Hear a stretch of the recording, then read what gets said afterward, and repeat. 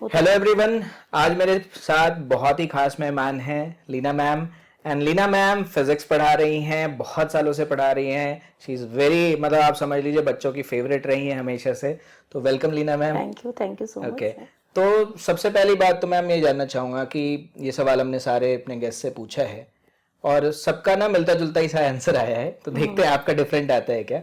How did you start, मतलब कैसे आपको लगा कि मुझे इसी फील्ड में आना है? ओके। क्योंकि मैं ऑनेस्टली बताऊं तो जब आपने फिजिक्स पढ़ाना शुरू किया, वो भी कॉम्पिटिटिव के लिए, तभी जनरली ये मेल डोमिनेटेड फील्ड थी, यस है ना। Yes yes. तो तभी बहुत कम ऐसा होता था कि फीमेल टीचर्स, क्योंकि लोगों ने माना ना, तभी ना पुराने समय में मानते थे कि फीमेल टीचर्स बायोलॉजी उनका सब्जेक्ट है, फिजिक्स वाज मेल डोमिनेटेड। तो I think you were very first to start and you did excellently good at that time also. तो कैसे आपने स्टार्ट किया? देखिए, मैंने जब मैं पढ़ाई कर रही थी तभी मुझे, टू बी वेरी ऑनेस्ट, ये नहीं पता था नॉन मेडिकल और मेडिकल क्या होता है। मेरे कोई ब्रदर ले रहा था non medical, then I opted for non medical. मुझे ये भी अवेयरनेस नहीं थी, फिर ले लिया non medical. Then I did MSc in physics. और जब मैं फिजिक्स पढ़ रही थी तो मुझे पढ़ाते पढ़ाते ये लगा कि ये सब्जेक्ट मेरा है। मुझे मैथ्स और फिजिक्स अच्छा लगता था, मुझे बायोलॉजी नहीं आती और मैं कर भी नहीं सकती शायद। कभी भी नहीं कर सकती। बायो पढ़ने के लिए शायद 2-3 जन्म लेने पड़ेंगे। I can not do bio. तो मुझे तब लग रहा था कि फिजिक्स अच्छी है, और मैं जिस बैकग्राउंड से हूँ वहां पर कोई हमारा साइंस का टीचर नहीं था, कोई स्कूल भी नहीं था जहाँ साइंस होता था। तो मैंने सोनीपत से किया, तब अपना ग्रेजुएशन किया।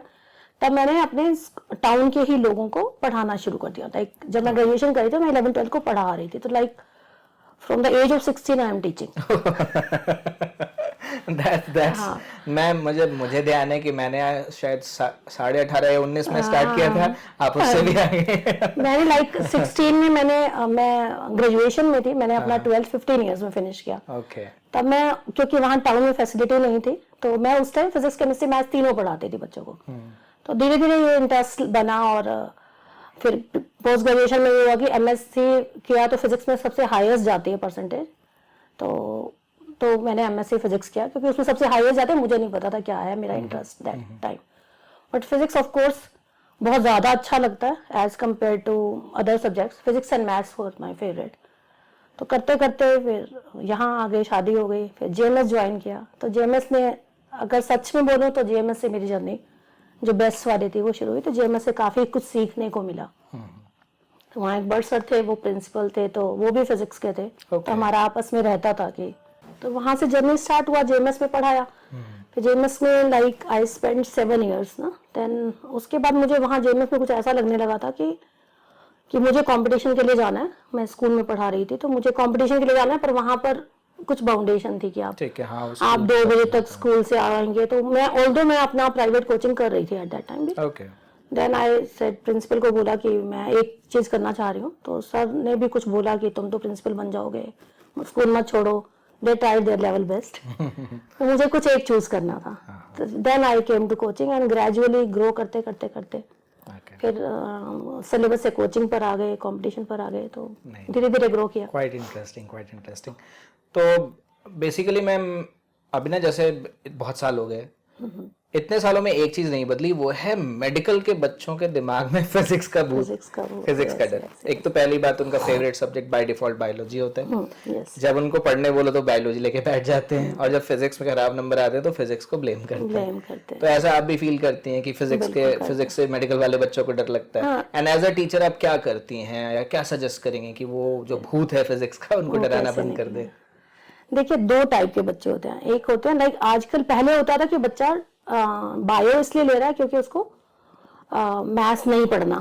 ये कि बायो इसलिए ले रहा है कि हमें मैथ्स डिफिकल्ट लगता है। उन लोगों के लिए बायो इज वेरी डिफिकल्ट। मुझे लगता है वो पहले हो रहा था, आजकल बाय चॉइस लोग मेडिकल पे जा रहे हैं। ठीक है। स्पेशली जिनका मैथ्स बहुत अच्छा है, उनका फिजिक्स फेवरेट होता है। ये बाय डिफॉल्ट है ना। बिल्कुल है। उनको बायो रादर अच्छी नहीं लगती है। बिल्कुल। उनको ये इनकरेज करना पड़ता है कि आप बायो पढ़िए। तो जिनका फिजिक्स ज्यादा, मैथ्स ज्यादा अच्छी है, नो डाउट उनका फिजिक्स ज्यादा अच्छा है, और नो डाउट वही एम्स या मौलाना आजाद में बैठे हुए। फैक्ट। तो हम लोग क्या करते हैं, अब जिनका आपका फिजिक्स में नहीं मन बन रहा है, कई बार तो ऐसा होता है, पेरेंट्स ऐसे बोलते हैं जी बायो में बहुत अच्छे मार्क्स आ रहे हैं, केमिस्ट्री में अच्छे आ रहे हैं, फिजिक्स में नहीं आ रहे हैं। तो पेरेंट्स को भी ये समझाने की कोशिश रहती है कि आप कंपेयर नहीं करिए, मैथ्स फिजिक्स के लिए एक मैथमेटिकल एप्टीट्यूड चाहिए और फिजिक्स के लिए आपको बहुत ज़्यादा प्रैक्टिस चाहिए। तो कोशिश ये होती है कि उनको टाइम टेबल बनाकर दिया जाए कि आप केमिस्ट्री बायो इतने घंटे पढ़िए और रिमेनिंग जितना टाइम बचा वो फिजिक्स पढ़िए। एग्जैक्टली वही है कि जो आपका वीकेस्ट सब्जेक्ट है, हाँ, सिलेक्शन एंड रैंक दोनों वही डिसाइड करेगा। फिजिक्स तो रैंक इंप्रूवमेंट करवाती ही कराती है। तो वही है जनरली कि देखिए मेडिकल वाले जितने भी स्टूडेंट्स हैं आपको समझना पड़ेगा कि ठीक है आप बायोलॉजी पढ़िए, आपका 50% पेपर बायो से आने वाला है, बट अगर आपको सेलेक्ट होना, और जैसे कि कट ऑफ्स इतने अननेचुरली हाई गए हैं, तो फिजिक्स को आपको ध्यान देना पड़ेगा। फिजिक्स कंसेप्चुअल सब्जेक्ट है, थोड़ा सा आप मैथ्स की भी जो बेसिक चीजें होती हैं उसको कर लीजिए ताकि वो आपको डराए ना, और वो सारी चीजें करने के बाद then you can easily score good in physics. और एक बार फिजिक्स अगर आपकी अच्छी हो गई तो नाम के आगे डॉक्टर आपके लग ही जाएगा। इंजीनियरिंग में तो खैर मैम फिजिक्स सारे सब्जेक्ट सारे इक्वली इम्पोर्टेंट है, पर मेडिकल में ये है। अच्छा, मैं एक चीज और जानना चाहूंगा आपसे कि अभी ना कुछ सालों में खास करके पोस्ट कोविड एक बड़ा ट्रेंड सा चला हुआ है कि बच्चे ना नोट्स नहीं बनाते, ऑनलाइन देख लेंगे, डाउट भी मतलब लेके नहीं आ रहे, ऑनलाइन देख लेंगे, गूगल, चैट जीपीटी और ये ऑनलाइन यूट्यूब पे बहुत ज़्यादा डिपेंडेंस है।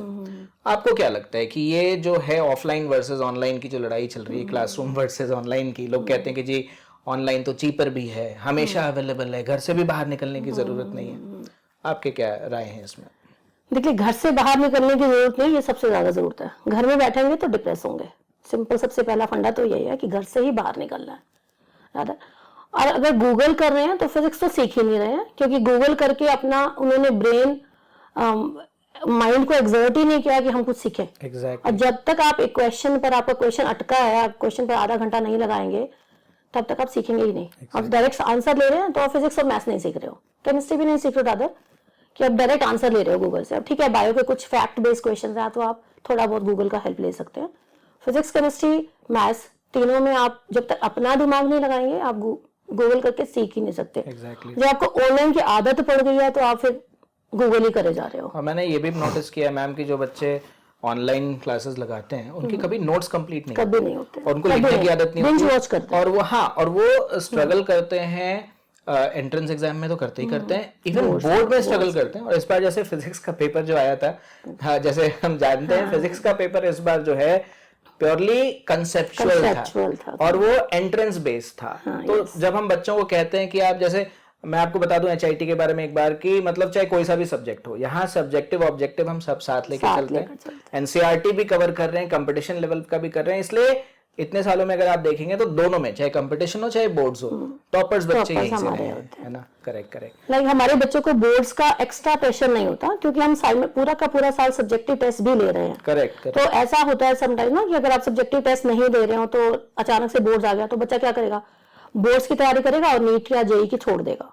तो अगर हम साथ के साथ उनका कंपटीशन में बोर्ड भी कवर कर चुके हैं हम, तो एट दैट टाइम जनवरी फरवरी जब बाकी बच्चे बोर्ड्स पे लगे हैं, हमारा बच्चा नीट या जेईई की तरफ ओरिएंटेड रहता है। ये एक पॉइंट है। अच्छा, एक बात और पूछूंगा मैम कि जैसे ऑब्वियस है इस शहर में काम करते हुए कई दशक बीत गए सबके, अच्छा एक्सपीरियंस रहा है, मतलब ये शहर भी ऐसा है कि जो अच्छे काम करने वालों को रिवॉर्ड करा है और जो अच्छा काम नहीं करते उनको भगा भी देते हैं, तो ये फैक्ट है। और ये बात बहुत पहले ही समझ आ गई थी, इसलिए स्पेशली कोविड में तो समझ आई, कोविड में समझ में। तो मैं ये जानना चाहता हूँ, जैसे अब हिट बना, हिसार इनक्रेडिबल टीचर्स की एसोसिएशन बनी है, बड़े एक्टिवली काम कर रहे हैं, मतलब हम देख रहे हैं और बड़े यूनिशन में काम कर रहे हैं, देख के बड़ा अच्छा लगता है कि ये हो रहा है। तो आप क्या लगता है आपको, ये बेनिफिशियल है, क्या है इसके कोई ड्रॉबैक्स हैं या सारी पॉजिटिव्स हैं एचआईटी के बारे में?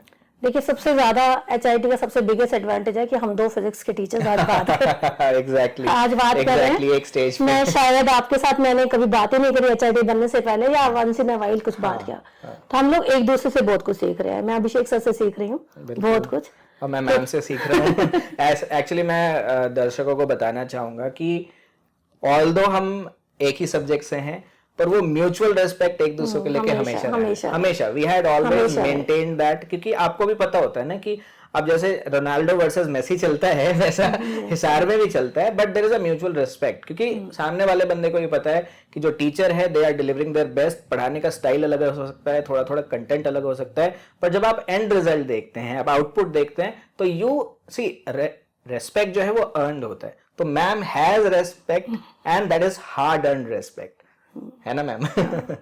देखिए दैट इज लाइक, पहले मुझे समटाइम ऐसा लगता था कि मैं अपने ही उसमें रहती थी, तो मुझे अब मीटिंग्स में जाना अच्छा लगता है, एक दूसरे से सीखना अच्छा लगता है कि डेली आपसे मैं कुछ सीखूं, कोई मुझसे सीखे। तो वो बहुत सबसे बड़ी बात मुझे HIT की जो सबसे पॉजिटिव बात है ये बात कि हम डिफरेंट भी है, हम इंडिविजुअल्स भी और हम टीम भी है। एग्जैक्टली। हाँ, तो बच्चों HIT में सबसे बड़ा बेनिफिट जो बच्चों को मिलने वाला है, बच्चा अपनी चॉइस के अकॉर्डिंग टीचर ले सकता है। एग्जैक्टली। और सबसे बड़ी बात है कि अभी क्या है कि टीचर्स तो हैं ही जो अपने मन से चुन सकते हैं, प्लस फैसिलिटीज कितने सारे मिलने वाले हैं। और प्लस क्या है कि जैसे मैं बताऊंगा पेरेंट्स को एंड स्टूडेंट्स को कि अब एक गवर्निंग बॉडी भी है, मतलब who can hold people responsible कि हमने अगर आपसे कुछ कमिट किया है तो हमें पूरा करना ही करना है, क्योंकि अगर हम नहीं करेंगे तो हमें पता है कि हमारे ऊपर भी कोई है। तो this was really really good. Okay, चलिए मैं अब आपसे एक और सवाल पूछूंगा। हर टीचर के ना, जैसे इतने सालों में हमारे कुछ फेवरेट बच्चे होते हैं, कुछ फेवरेट रिजल्ट्स होते हैं जो हम कभी भूलते नहीं है। ऑब्वियसली बात है, इतने स्टूडेंट्स पढ़ते हैं, सबका नाम तो देखो मैम मुझे तो याद नहीं हो पाता। आप लोगों का कई बार तो होता है कि आपको सबका नाम भी पता होता है। मुझे नाम याद होता है। अच्छा, मुझे नाम ही याद नहीं होते। प्रॉब्लम ये है कि मुझे बहुत कम लोगों के बच्चों के नाम पता होते हैं। तो आप बताओ, इतने लंबे समय की जर्नी में कुछ ऐसे खास स्टूडेंट्स जो मतलब याद रहते हैं हमेशा? कुछ तो फैमिलीज याद रहती हैं। लाइक ना, अभी मैं किसी मेरी प्रीवियस स्टूडेंट थी डॉक्टर काव्यांजलि कुंडू, उसने एम्स से अभी मेडिसिन किया है, उसकी शादी थी तो आई वाज आल्सो इनवाइटेड। तो वहां पर कुछ डॉक्टर्स मिले पुराने, तो उनके दोनों बच्चों को पढ़ाया, फिर उनकी फैमिलीज को पढ़ाया। तो डॉक्टर कलानी थे, तो ही सेड मैम हमारा तो फैमिली डॉक्टर होता है ना लोगों के, आप हमारे फैमिली टीचर हो। तो मुझे बहुत अच्छा लगा। लाइक काफी सारी फैमिलीज हैं, डॉक्टर काव्यांजलि कुंडू है, doctor Kanupriya Kundu and engineer है, उसका भाई है यशस्वी कुंडू। तो दोनों बच्चियां एम्स से करी, ऑल इंडिया रैंक 2058 उन्होंने लिया था, ब्रदर भी बहुत अच्छा कर रहा है। तो हाँ, बहुत सारे लोग हैं। सार्थक सेठी है, आई थिंक 700 के आसपास का IIT में रैंक था। एक आदर्श भाटिया है, उसका आदर्श है, आदर्श कुमार, उसका 400 के अराउंड रैंक था। अदिति गोयल है, उसका ऑल इंडिया रैंक 20 था, 20, 22, 58। बहुत सारे बच्चे निकले सबके। मुझे लग रहा है तो ऐसे तो अगर हम डिस्कस करना स्टार्ट करें तो कई घंटे लग जाएंगे। बहुत ज्यादा स्टूडेंट्स है जो अंडर 100, हमारे बहुत बच्चे आते हैं। हाँ, देखिए हिसार में मैम एक्चुअली मैंने पता नहीं ये मेरी फीलिंग है या बाकियों की भी हो सकती है कि मैंने नोटिस किया कि जब ना हिसार सिर्फ यहाँ के टीचर्स के हवाले था, जब ये बड़े कॉर्पोरेट्स, ये बड़े बड़े बिल्डिंग्स लेके नहीं बैठे थे, तभी टॉप 100, टॉप 10 बहुत ज्यादा निकलते थे। आज तो मुझे लगता है कि ये या तो उन बच्चों को ओवर स्टिमुलेट कर रहे हैं या पता नहीं क्या कर रहे हैं, जबकि बच्चे तो मेहनत उतनी ही कर रहे हैं। इनफैक्ट नॉलेज भी अपग्रेड हुआ है और पेपर का लेवल अगर देखा जाए तो ऐसा कुछ ड्रास्टिकली नहीं हो गया, लेकिन इजी हुआ है। हाँ, और लेकिन एक अच्छी बात है कि मुझे लगता है कि अब वो ना पेरेंट्स भी समझ रहे हैं कि हमें ना टीचिंग प्राइमरी गोल होना चाहिए, इसलिए बच्चे वापस आप देखोगे कोचिंग के बदले इंडिविजुअल सिलेक्शंस में आ रहे हैं। करेक्ट। ओके, तो एक बात और बताइए, ये तो मैंने आपसे पूछ लिया आपके बारे में, आप पेरेंट्स को या स्टूडेंट्स को, खास करके वो बच्चे जो 10th से 11th में आ रहे हैं, क्योंकि अभी आजकल ज्यादातर पेरेंट्स में क्या होता है कि एक बच्चा है या दो बच्चे हैं, और कई बार ऐसा होता है फर्स्ट जनरेशन होती है जो साइंस भी ले रही है, कई बार ऐसा होता है। तो उनको आप क्या कहना चाहेंगे कि what parents can do different कि बच्चे के सिलेक्शन में उनका रोल देखिए तो है, लेकिन वो रोल और एम्पलीफाइड हो जाए, उसके लिए आप क्या कहना चाहेंगे? सबसे पहले तो पेरेंट्स को उनको बच्चों को कुछ ट्रायल दिला दें कि ये वाले टीचर से तुम 2-3 दिन, जैसा हम लोग कर रहे हैं HIT में, हम लोग उनको 2-3 दिन का ट्रायल दे रहे हैं, तो आप पढ़ लीजिए। ऑल्दो आई डोंट बिलीव कि 3 दिन में बच्चा कोई टीचर को, हम लोगों को जज कर सकता है। Exactly. हाँ, फिर भी एक ट्रेंड है, चलो फिर भी आपको अपनी कन्वीनियंस के अकॉर्डिंग आपको लग रहा है कि बच्चा बहुत ब्राइट है या जो भी है, तो आप ट्रायल वाला, हमारे पास HIT के पास एक ऑप्शन है जो आपको कॉर्पोरेट में नहीं मिलेगा। Exactly. जो कॉर्पोरेट वाले ऑफर कर रहे हैं। तो सिलेक्शन, आप कॉर्पोरेट में जा रहे हैं, वो बिजनेस है ना, लाइक वहां पर क्या कि वो लोग एम्प्लॉयज हैं, हमारा खुद का काम है, तो नेचुरल है जब हमारा खुद का काम है, अपने बलबूते पर हम खड़े हैं। हम लोगों ने किसी इंस्टीट्यूट का वो नहीं लिया, सहारा नहीं लिया कि हाँ हम वहां से निकले हैं या हमें उनके स्टैम्प चाहिए। हम लोग सब सेल्फ मेड रूट लेवल से स्टार्ट किया है हम लोगों ने, सब लोगों ने, और हम बाहर से आकर यहाँ आकर अब ऑलमोस्ट सब लोग हमें जानते हैं, तो लोगों के साथ ज्यादा अच्छे से कनेक्टेड हैं हम एज कम्पेयर टू अदर्स ना। तो बजाय कि कॉर्पोरेट में आप भेज रहे हैं, आपको पता नहीं आपका टीचर कौन है, टीचर कब चेंज हो रहा है, एक साल में कितने टीचर चेंज हो रहे हैं, तो उसका कोई फायदा नहीं है। एक लास्ट सवाल मैं आपसे जानना चाहूंगा कि क्योंकि ना आज के डेट में मैंने देखा है कि बच्चे तो बच्चे, पेरेंट्स भी प्रिपरेशन के नाम पे ना स्ट्रेस्ड बहुत है। तो एनी सजेशन कि स्ट्रेस को कम कैसे करें, क्योंकि आप ध्यान दो तो चलिए थैंकफुली इस आर में तो इतने सालों में ऐसे कभी नेगेटिव न्यूज़ नहीं आती, लेकिन बाहर अगर हम देखें तो बहुत सारे नेगेटिव न्यूज़ हैं कि ये 16-17 साल, और मैं तो ना ऑनेस्टली मानता हूँ कि 16-17 साल का जो बच्चा होता है इसकी उम्र ना दूसरों को डिप्रेस करने की होती है, खुद डिप्रेस होने की नहीं होती। Yes yes. तो इसमें क्या आप कहना चाहेंगे? पहला नंबर तो मैं पेरेंट्स को बोलूंगी कि बाहर नहीं भेजिए बच्चों को, अपने पास तो रखिए। मैं भी स्ट्रांगली कहता हूँ, देखिए अपने पास रखिए बच्चों को। एक 10वीं पास बच्चा, देखिए वो 12वीं पास होने के बाद अलग बात होती है, मैच्योरिटी लेवल आ जाती है, 17-18 साल के हो जाते हैं। यस। एक 10वीं पास बच्चा बिल्कुल नए शहर में एक पीजी में जाके या यहाँ रह के आपको तो लगता है कि आपने बच्चे को बेस्ट दे दिया, कभी तबीयत खराब हो गई, कभी उसको समझ नहीं आ रहा बैच में, वो आइसोलेटेड हो जाता है ना बिल्कुल। और उतने छोटे बच्चे तैयार नहीं होते ना मेंटली। और सबसे बड़ी बात है आज के डेट में मुझे लगता है वो बच्चे इसलिए भी तैयार नहीं है क्योंकि बचपन से आप देखिए पैम्परिंग कितनी हो रही है, हमारी परवरिश जूते चप्पल खा खा के भी। बिल्कुल। और मुझे लगता है मेरी 2 बेटियां हैं, मैम की भी 2 बेटियां हैं, we share common thing this also. मुझे लगता है कि कभी हमने उनसे तेज आवाज में भी कभी बात नहीं करी होगी, प्यार से समझाते हैं, हल्का फुल्का डांटना तो देखो वो जरूर रिस्पॉन्सिबल पेरेंटिंग, पर हाथ उठाने का तो मतलब ही नहीं होता। तो मुझे लगता है ना बच्चों को वो आदत नहीं है, वो अचानक से जो टेक्टोनिक शिफ्ट होता है वहां जाके वो उसको बर्दाश्त नहीं कर पाते। तो पहला पॉइंट तो मैम ने कहा कि बाहर मत भेजिए, और ये बात तो मैं स्ट्रांगली कहूंगा। इनफैक्ट आप किसी भी इवन साइकोलॉजिस्ट से भी बात करेंगे जाके, मैं मिला था दिल्ली में भी कुछ बड़े साइकोलॉजिस्ट हैं और बुक राइटर्स हैं जो चाइल्ड अपब्रिंगिंग पे बुक्स लिखते हैं, बहुत फेमस बुक राइटर्स हैं। तो हमें लगा कि ये जो कह रहे हैं ये हम भी तो यही जानते हैं और हम भी तो यही फील करते हैं। और ये बात सही है ना कि कोई भी जो बच्चों के साथ डील करेगा उसको समझ आ जाता है कि इस उम्र के बच्चों की नीड्स अलग होती है, इनका केयर भी अलग तरीके से करना पड़ेगा। तो पहला पॉइंट तो ये हो गया। दूसरा पॉइंट ये है कि आप अगर हमारे पास बच्चा आ रहा है ना, तो वो हम लोग ऐसा नहीं है कि किसी रिसेप्शनिस्ट के पास बच्चे की काउंसलिंग के लिए भेज रहे हैं या काउंसलर हमने अलग रखा हुआ है, हम उसको टाइम देकर काउंसलिंग कर रहे हैं ना।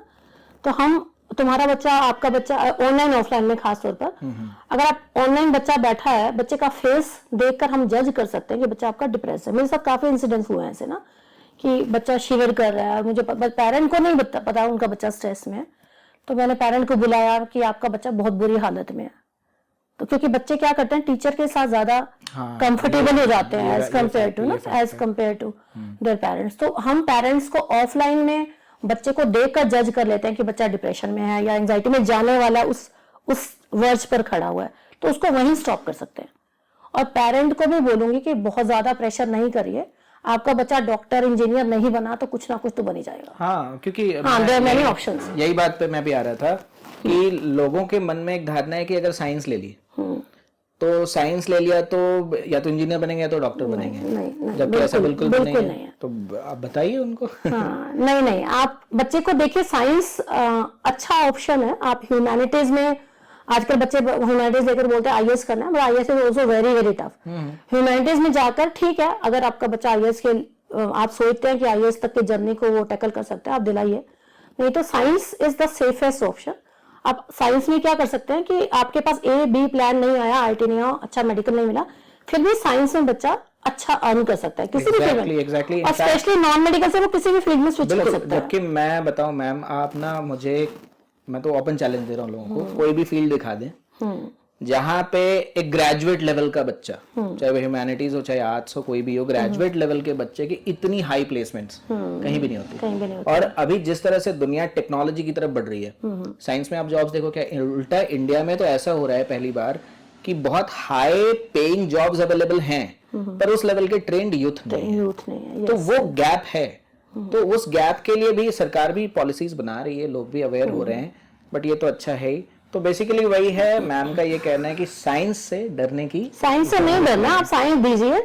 नॉन मेडिकल के बाद बहुत सारे ऑप्शन है, बैंकर्स भी हैं, लोग सब कुछ है, नॉन मेडिकल से आप कहीं भी जा सकते हैं। मैं एक जोक है कि लोग कहते हैं कि ना जो मेडिकल पढ़ता है वो डॉक्टर बनता है और जो नॉन मेडिकल पढ़ता है वो पहले इंजीनियर बनता है, फिर सोचता है आगे क्या बनना है, क्योंकि आप आईएएस बन सकते हैं, बैंकर बन सकते हैं, पता नहीं क्या बन सकते हैं। आजकल तो लोग यूट्यूबर बन के भी बैठे हैं, बहुत सारे ऑप्शन है। देखिए मुझे तो लगता है कि मैम की साइंस ना हमें चीजों को ना लॉजिकल रीजनिंग से जीना सिखाती है, जीना एक वो अप्रोच, जिसकी वजह से आप देखो ना आईएएस के अंदर भी साइंस के बच्चे हमेशा आउटशाइन करते हैं, और भी बहुत सारे ऐसी फील्ड हैं जहाँ मैंने देखा है कि साइंस तो है। देखिए साइंस एक रैशनल अप्रोच लाता है और मुझे तो लगता है कि 12th तक साइंस की नॉलेज होना आगे भी बहुत हेल्प बहुत जरूरी है, बहुत जरूरी है। Correct correct. साइंस एक सेफ फील्ड है, आपका बच्चा आ जाएगा ना, बोलो तो भूखा नहीं मरेगा साइंस पढ़कर।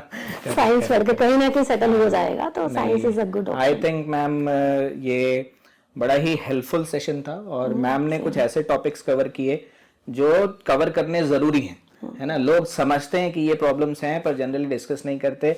इनफैक्ट अगर आपको मैम से मिलना है तो मैम अपने सेंटर पे आपसे मिलेंगे, आपकी काउंसलिंग करेंगे, आपके सारे सवालों का जवाब देंगे। आप अगर क्या कहता है कमेंट सेक्शन में अगर आपके कुछ सवाल हैं वो भी आप डालिए, आपको उसका जवाब मिलेगा। Thank you ma'am for coming, this was very enlightening and best of luck.